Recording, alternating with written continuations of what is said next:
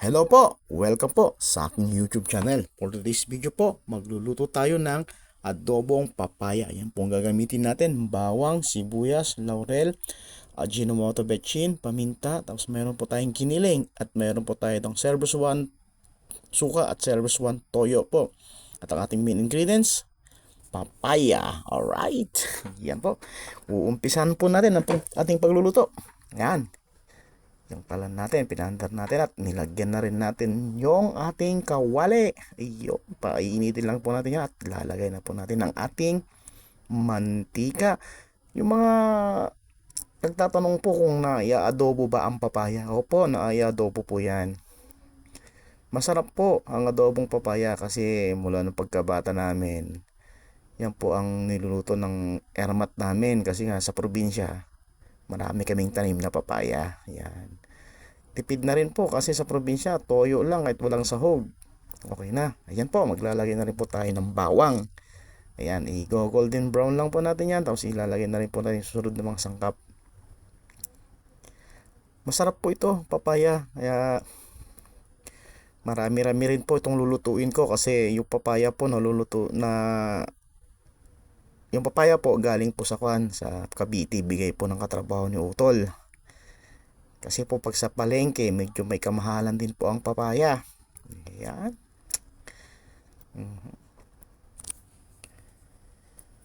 Subukan nyo po. Inaanyayahan ko po kayo para matikman nyo. May sarili pong tamis yung papaya kahit hindi nyo na po lagyan ng asukal. Yung iba kasing nagluluto ng adobo, kahit mapag-ulay man o karne, naglalagay sila ng asukal. Pero yan po sa papaya, normal po na matamis siya. Lalo na po pag bagong pitas. Yan po. Ayan, maganda ng kulay ng ating bawang. Saglit-saglit na lang. Ilalagay na natin ang sibuyas. Ayan, ilagay na rin natin ang sibuyas. Yun.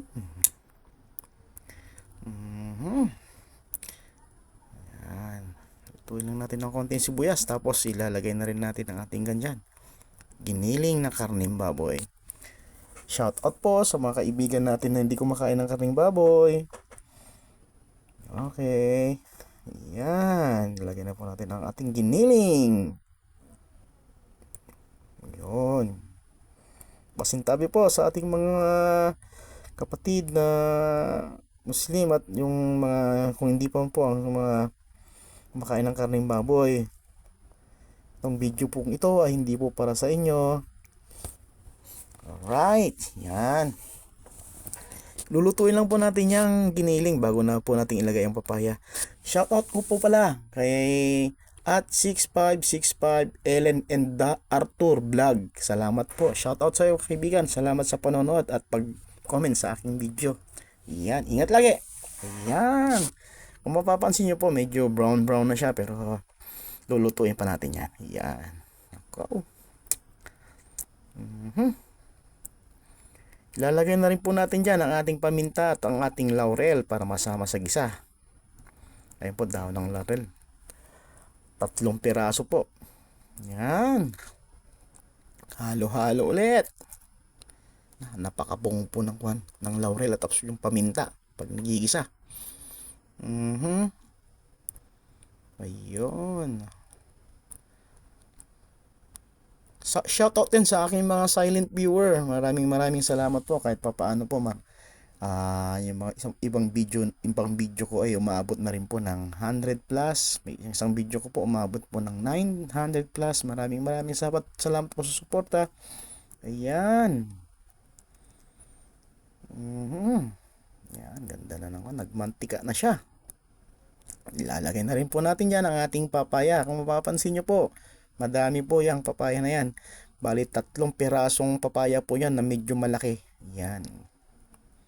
Medyo matagal lang pong paggigisa nito. Gawa po ng medyo may alam naman po natin na medyo may katigasan ng papaya. Hindi katigasan ng hulo ha. Alright. Normal sa papaya po na medyo matigas. Ayan.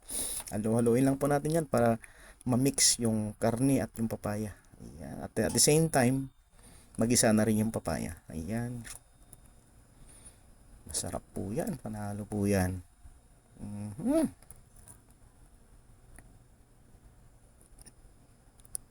Yan po. Ang pagluluto po nito parang sa kwan din po, parang adobong manok, parang adobong karning baboy, depende po sa diskarte nyo sa pagluluto. O kaya, yan, nilalagay na po natin ang ating toyo dyan para lumasa na rin po. Yan. Magdadagdag na lang po ulit mamaya pag kulang sa ating panlasa. Depende na rin po sa inyo. Kasi po may mga nagluluto na medyo mataas yung panlasa niya, medyo, yung iba naman medyo mababa. Sa akin, pag ako nagluto, laging sinasabi ni misis ko, matabang. Yan. Kaya kung minsan, nagdadagdag siya ng panimpla. Ayan. Haluin lang po natin yan. At mamaya lalagyan din po natin yan ng tubig. Yun.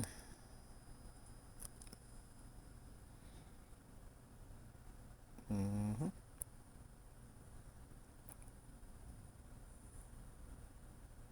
Yan. Ayan po, isang malukong o mangkok na tubig lang po nilagay natin. Okay na po yun. At yung tubig na yun hanggang sa maluto na siya. Kung papansinin nyo mamaya, magkuhan pa yun, mababawasan pa po sa ating kuhan, sa katagalan ng pagluluto. Ayan. Yan po, tatakpan po natin para kahit paano mapadali ang kanyang pagluluto. Mhm. Ayos. Alright. Buksan na naman. Ayan. Halohe, halohe. Ayan, naglalagay po tayo dyan ng suka. Ay, hindi adobo yan pag walang suka. Tama po. Hindi po adobo ang isang adobo pag walang suka. Yun. Kasi tayong mga Pinoy, normal po sa atin. Pag nagloto tayo ng adobo, may suka. Ayun. Mapagulay man yan o karne, may suka. Alright. Yan. Kung mapapansin nyo po, medyo madami-dami pa ang sabaw. Yan.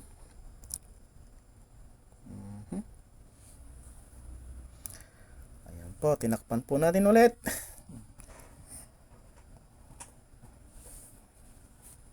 Ayan.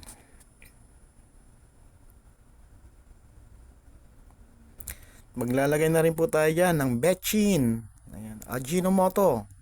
Mula noon hanggang ngayon. Ayun. Ayan ang nagpapasarap sa ating lutuin. Yan. Hindi po nawawala sa bayan kasi yan po talaga ang gamit namin. Alright, haluin natin. Mix, mix, mix. Ayun po, oh, may sabaw. Ang daming sabaw. Alright, alright, alright.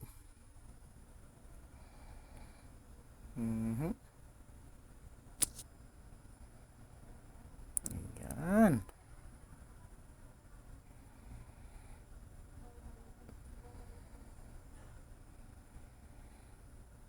Yan. Takip naman, takip. Ayan po, pupuksan po natin ulit. At siyempre, haluin ulit natin para yung sa ilalim pupunta sa ibabaw at yung sa ilalim pupunta sa ilalim. Para pantay yung pagkaluto. Ayan.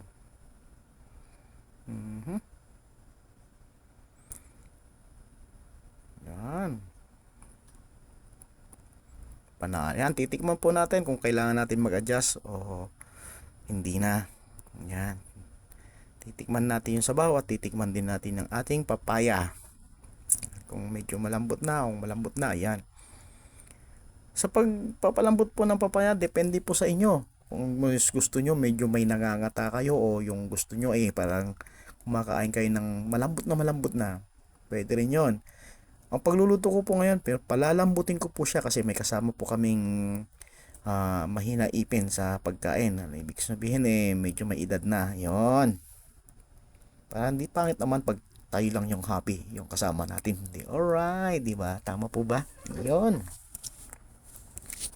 Yan. Ulitin ko po. Shoutout nga po pala kay @6565 Ellen and Arthur Vlog. Salamat sa iyo, Lods, sa panonood at pag-comment sa aking isang video. Ayan po, kung napansin nyo po, nagdagdag po tayo ng toyo kasi medyo matabang talaga siya. Alright, ayan. Okay, lulutuin muna natin ulit yung toyo na nilagay natin bago natin tikman ulit. Ayan. Takpan natin. Yan. Nako, nangangamoy kainan na. Kasi malapit nang maluto. Iyo. Halo-halo ulit. Ayun, kung mapapansin nyo, hindi na gaanong marami yung sabaw. Saktong-sakto yan pagkaluto niyan. Yan. Ayan, malapit na pong maluto ang ating adobong papaya. Titikman na po natin kasi nagdagdag tayo kaganina ng toyo. Maraming salamat po sa panonood. Please subscribe po sa aking YouTube channel, Will Booksit TV po. At sana po, suportahan nyo rin po ako kasi bago lang po ako dito sa YouTube. Ayan. Maraming salamat po ulit. Ayan na po, luto na po ang ating adobong papaya. Bye bye po. Thanks po ulit.